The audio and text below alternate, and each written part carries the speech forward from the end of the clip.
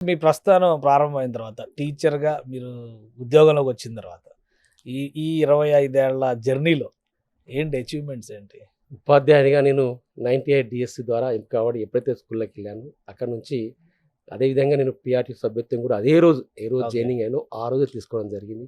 తర్వాత అక్కడ మండల బాధ్యునిగా, జిల్లా బాధ్యునిగా, రాష్ట్ర అసోసియేటివ్ అధ్యక్షుడిగా ఒక 14 సంవత్సరాలు చేయడం జరిగింది. ఓకే. అయితే ఉపాధ్యాయ వృత్తి చేసుకుంటూనే నేను మరి ఎన్నో రకాలైన సామాజిక కార్యక్రమాలు చేయడం జరిగింది. ముఖ్యంగా పాఠశాలలో నేను పనిచేసిన పాఠశాల ఏతుందో ఆ పాఠశాలకు సంబంధించి అక్కడ ఏ నీడ్స్ ఉంటాయి అవి. హ్మ్. ఎందుకంటే చిన్నప్పుడు నేను పెరిగిన వాతావరణం అలాంటిది.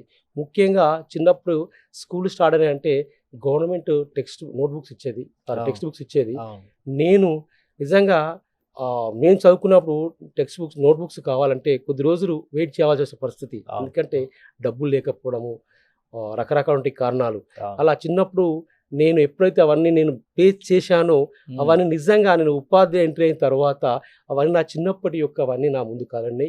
నేను ఎప్పుడైతే అప్పుడే అనుకున్నానో ఏ పేద విద్యార్థి కూడా నాలాగా ఉండకూడదు. నేను హ్మ్. చిన్నప్పుడు ఏదైతే ఎదుర్కొన్నానో అని అప్పటినుంచి వాస్తవానికి నేను ఏ స్కూల్‌లో పనిచేస్తే ఆ స్కూల్‌లో 100% ఎక్కడ ఏలుకోవాలని చేయడం జరిగింది. ఓకే. ఏదో రాజకీయాల గురించి అంటే కాదు. మీ ముగ్గురు అన్నదమ్ములు కూడా ఇలాంటి కష్టం నుంచి వచ్చే ఆ! ప్రభుత్వ ఉద్యోగాల్లోకి అవును. ఎమర్జ్ అయ్యారా? 100% అందరం కూడా అందరూ. ఆ! కష్టపడి వచ్చిన వాళ్ళే. ముగ్గురం కూడా చాలా కష్టపడి వచ్చిన నేపథ్యం.